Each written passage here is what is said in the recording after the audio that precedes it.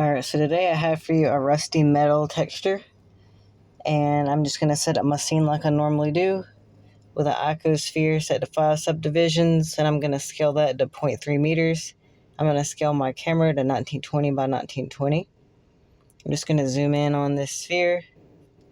Don't forget to Control A and apply the scale. I'm just going to scale this camera down a little bit. I'm going to delete the point lock. I'm going to come up here to render and then go to cycles, turn on the denoiser and go down to film tab and turn on transparent background. I'm going to go to the world properties, add an environment texture for the background. And I'm going to open up this industrial pipe and valve from Polyhaven. I'm going to set the strength to 0.4. Alright, I'm going to go over to the shading workspace. I'm going to go up here and add a new material. I'm going to rename it.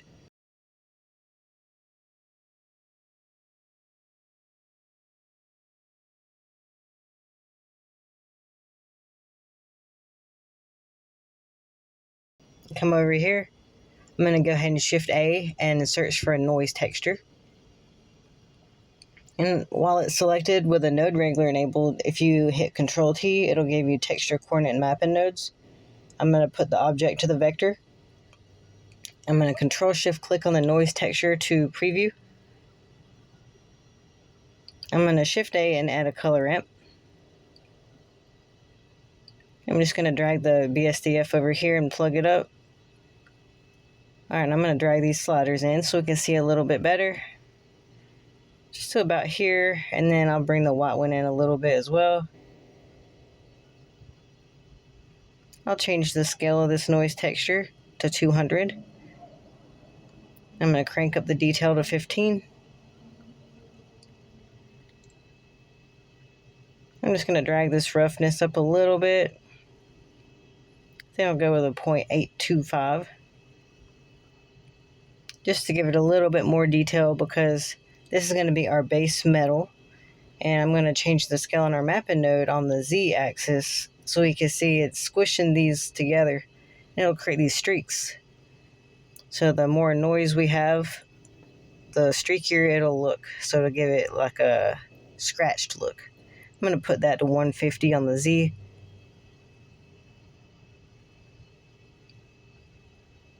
And over here on the BSDF,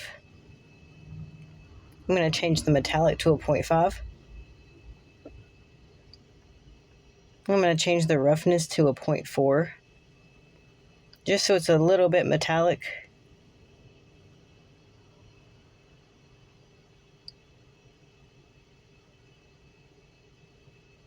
Now I'm going to just drag these on over. We're going to search for a mixed color and plug the color ramp into the factor. And we'll change these colors. And for color A, I'm going to go with this pale cream color, because whenever it's shiny and metallic, it'll give it more of a discolored metal look than just a straight silver metal. And for the color B, I'm going to go with a dark green color, and that'll be the little scratches. So it'll give it this interesting color for the metal rather than just a plain silver. It'll give it a little bit of a discoloration. And since this is a worn metal, I think it turned out really good with these two colors. But you can choose whatever colors you'd like. And I do have the numbers on the screen if you want to use the exact colors. Alright, so I'm just going to Control Shift click on the BSDF to re-enable it. We can see that metallic and roughness now. Alright, so I'm going to just move this on over, and this is going to be our base color metal, so I'm going to Control J after I box selected all these. And that'll join them into this box, and then we can press F2 and rename this. I'm going to call this base metal. I'm just going to drag this on down and move the BSDF down as well. We'll be adding several different masks and layers to this. Alright, I'm going to Shift A and add a bump node, just to give this a little bit of a texture. And I want to plug that color ramp into the height of the bump node and plug the normal into the BSDF. So we can see the streaks it's given now, but I'm going to change the strength to a 0.1 so it's more subtle. Alright, now up here I'm going to just Shift A and add another BSDF, and we're going to combine these two textures this way using a mix shader. I'm going to change the roughness to a 1 because this is going to be for our rust, and I want all the rust to be rough. I'm going to Shift A and search for another noise texture.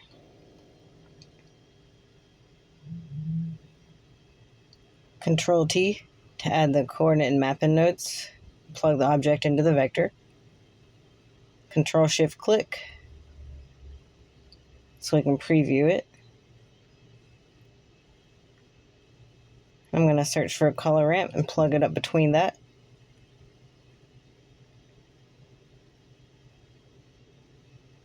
I'm just going to go ahead and adjust these sliders. I'm going to bring this black one in to about the center. If we zoom out, we can see. I'm going to change the scale. I'm going to go with a 100. And for the detail, I'm going to crank that all the way up, 15.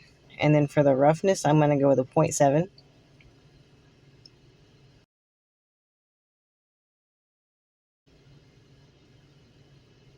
And over here, since we're going to add a lot of noise textures, I'm just going to change the Y rotation to 90 so it gives it more of a randomized look.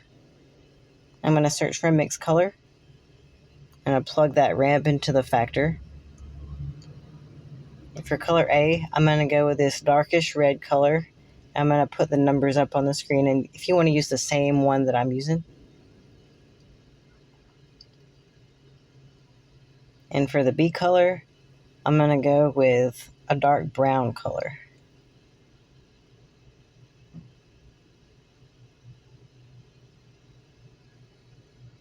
And these colors are real similar when you see them in the viewport. But if we drag the color ramp sliders, we can see the difference in the colors. And these subtle differences are what gives the rust a realistic appearance, because in real life, rust has a lot of layers of different colors that overlap each other. So that just gives it more of a realistic appearance to have several different colors that are even really close together. I'm going to add another noise texture and Control T. And I'm going to change the rotation on this one as well. I'm going to go with X 90 degrees. Control Shift click on the noise texture to preview it and add a color ramp just like before. And on this one, I'm just going to drag this slider in a little bit, about a third of the way over. I'll drag the white one in to about the center. This is going to be an orange color, so I want this to be a little bit less, so we can see there's more white in our pattern. I'm going to go with 50 on the scale, 15 on the detail. And for the roughness, I'm going to change it to a 1, so it's kind of faint. You can see a little bit of gray in there, but not too much. Maybe drag this in a little bit. You can see the difference. I'll leave it where it's at, but you can see if you want it to be more prominent, you can just drag that slider on over. And we're going to need another mixed color node. So I'm going to Shift A and search for it and just plug it right in. Change the color ramp to the factor. And for the color A, we're going to go with an orange color, and I'll have it up on the screen if you want to use the exact numbers I'm using. But this is going to be another layer of rust. I'm going to plug that first result into color B so we have our red and brown on the bottom.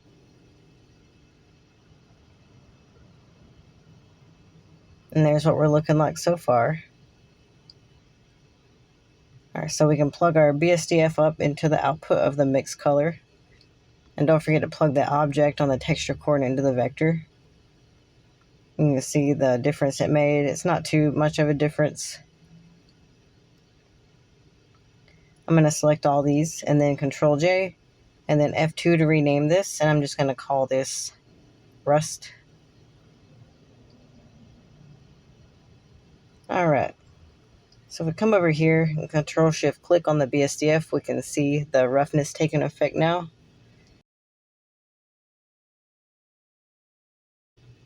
I'm going to Shift A and add a bump node. I'm going to plug up this bottom color ramp, the first one we made, into the hot, and I'm going to invert this, and I'm going to go with a 0.05. Just plug that up into the normal of the BSDF. I'm going to drag this on over, and we're going to add another one for the other color ramp. I'm going to plug it up between that. And I'm going to plug that second color ramp into the hot of the bump node. And the strength, I'm going to go with a 0.1, and I'm also going to invert this one. This is going to be our rust bump. Alright, so now we need to combine these two principled BSDFs together. So first we're going to need a factor for it. So I'm going to Shift A and add a noise texture. Control T, plug the object into the vector. Control Shift click. And then I'm going to add a color ramp. And I'm going to adjust these sliders. I'm going to bring the black one in about halfway. I'm going to bring the white one in just a little bit. And I'm going to change the scale. And for this scale, I'm going to go with a 30. I'm going to go with 15 on the detail. And for the roughness, I'm just going to go with a 0.785. And the linearity, I'm going to change that actually to a 2.4. I just think that gives a little bit of a better look. It's more interesting. And on the Z rotation, I'm going to change that to 90 degrees since this is another noise texture. And if you ever have the scales really similar, you'll, maybe get like an overlapping pattern. And I don't want that, so I'm just going to change that rotation to randomize it. I'm going to Shift A and add a mix shader and plug up the base metal into the bottom and then the rust into the top. And on that color ramp for our factor we just made, that's going to go into the factor of the mix shader. And if we Control Shift click, we can preview this. And now we can see where our rust and metal are. And we can see the shininess of the metal and then the roughness of the rust. And I just think this is an easier way to combine these two textures versus just using mixed color nodes. I think this is just an easier, more efficient way to do it. You could also do it in other ways.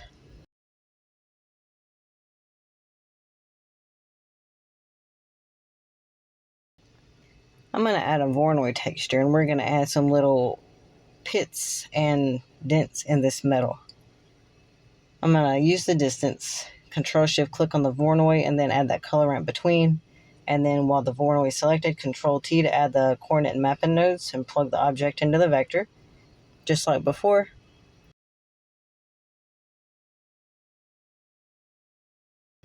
And these are way too big. If you slide this in, you can see we don't want these dots to be too big. So let's adjust some of this. I'm going to change this from Euclidean to Manhattan. It gives it more of like a diamond-shaped look. On the scale, I'm going to go with a 200. You can see there's kind of a lot of those dots in there. So if we take our color ramp slider in, I'm going to take the black one, bring it in. You can see it makes some of them more bold. And if we take that white slider and bring it in the other way, it'll get rid of some of the more faint ones. So we get a few less dots in there, and I think that's more of a better look. So I'm just going to box select all these and Control J, put them in a frame. I'm going to move this up just a little bit. I'm going to hit F2 and rename this. I'm just going to call this Dents. Now we need a Principled BSDF shader, so I'm going to search for that. And these little dots, I want to give a certain color. I'm going to give them a reddish color. I'm going to go ahead and adjust the roughness to 1. And I'm going to change this base color to like this darkish red color, really similar to the first red color I used before in the rust. And I'm going to add a bump node into this one. I don't want the BSDF to be plugged into the color ramp because it needs to be just the base color, and then the bump node will tell us where the bumps are going to go. So I'm going to plug that into the hot and then plug the bump into the BSDF. So now we can see these little pits in our texture. And I'm going to use that color ramp of that one for the factor of another mix shader. So I'm going to search for another mix shader and put that over here. and plug the first mix shader, combining the base metal and the rust, into the bottom, and then the red one we just made into the top. If we take the color ramp output, plug that into the factor, re-enable our mix shader by Control-Shift-Click, now we can see the red is where the dots are, and then the rest of the texture remains normal. And we can just adjust the color ramp and you can see the dots better. So now our bump is in place, and you can change the scale and everything to just adjust how many bumps you want and how big they are. All right, there's one more thing I want to add to this, and that is a displacement. And to make this displacement work properly, over here we're going to go into the Material tab, and down under the settings we're going to, under Surface, change the displacement top to displacement and bump. And I'm going to Shift A and search for another noise texture. And this one's going to be for large dents. So I'm going to Control T to add the mapping and texture coordinate. Control Shift click on the noise texture so we can preview it. I'm going to change the scale to 30. And I'm going to add me a color ramp. I'm just going to leave those sliders where they are, but you can change them to adjust the depth of the bumps. I'm going to select all these and then Control J to put them in a frame, and then F2 and rename this to displacement factor. I'm going to plug the object into the vector or the mapping node, and I'm going to Shift A and search for displacement. So we need that to be the vector so it can properly show our displacement. I'm going to plug up the second mix shader into the material output, and I'm going to plug the color ramp into the height of the displacement, and you can see what this is doing now. I'm going to change the scale to a 0.005 so that way it's a little subtle, but it's still kind of dented. Alright, so now we can see a little bit of what this is doing. If I deselect this, you can see these little bumps it's giving.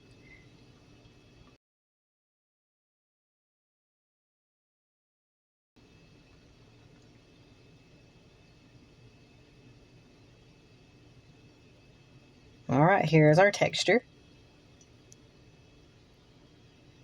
So now back in the layout, I'm just going to add me a area light and just give this some more lighting so we can see the shininess of the metal.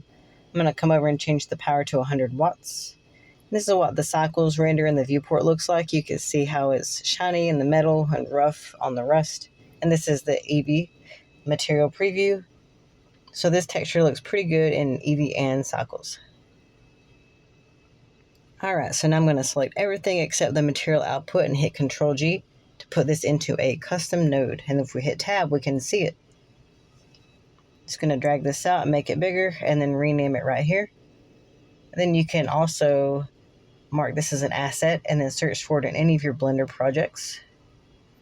I'm going to just take this group input and then just drag it around and then plug up whatever you want into it. I want these two base colors for our base metal, the metallic and the roughness of this as well. And you can add whatever you want into these. This is just what I'm going to add. I'm going to add these two colors of the first rust mask and then the orange color of our second rust mask. I'm going to go ahead and just press in and come over here and rename these. For the metal, I'm going to go metal color A and B, and then metallic and roughness, just name them whatever you want. I'm going to go rust color A, B, and C. Alright, now these two scales, I'm just going to plug those up into the same socket because I want to be able to change them both at the same time. So they're proportionate to each other when we scale them. You can just come over here, rename it if you want. I'm going to drag this over here, and then we can add in the bump nodes. I'm going to add the strength into both of them. Rename Rust Bump 1 and Rust Bump 2.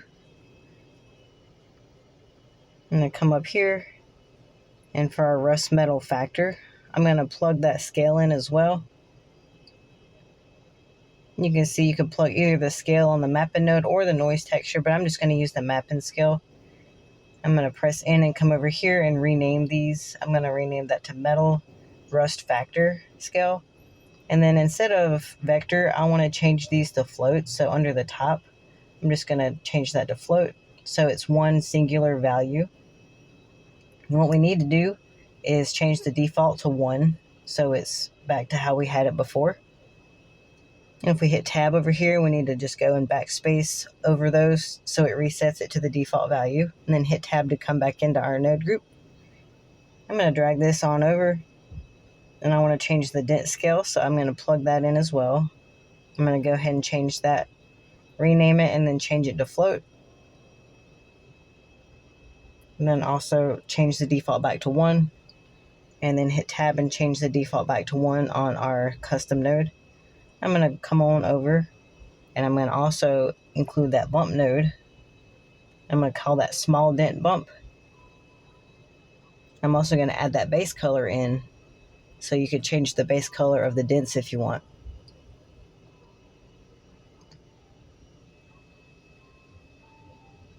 I'm going to just drag that up. I want that to be before the other stuff we just added.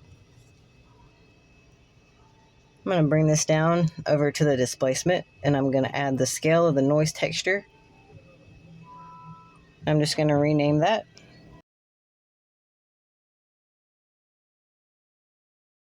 And add in the displacement scale as well. I'm just going to rename these. I'm going to call it large dent scale, and then for the displacement, I'm going to change it large dent displacement.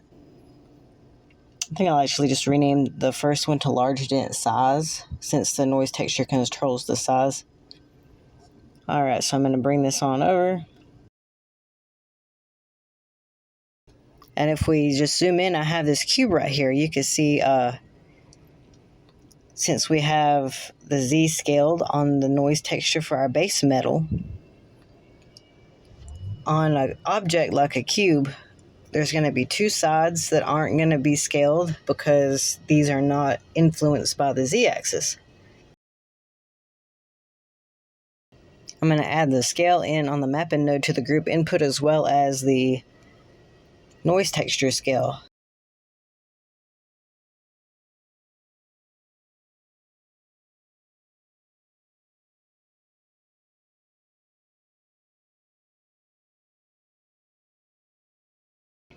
That way, if you have an object like a cube where you need to change the direction, you can place the texture on the sides of the object properly and scale them according to what direction you need.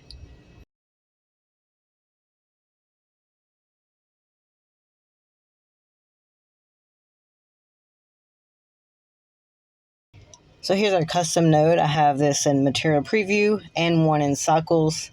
And then also I have a cube, so you can see what it looks like on a cube. And if you enjoyed this, please like and subscribe, and thank you for watching.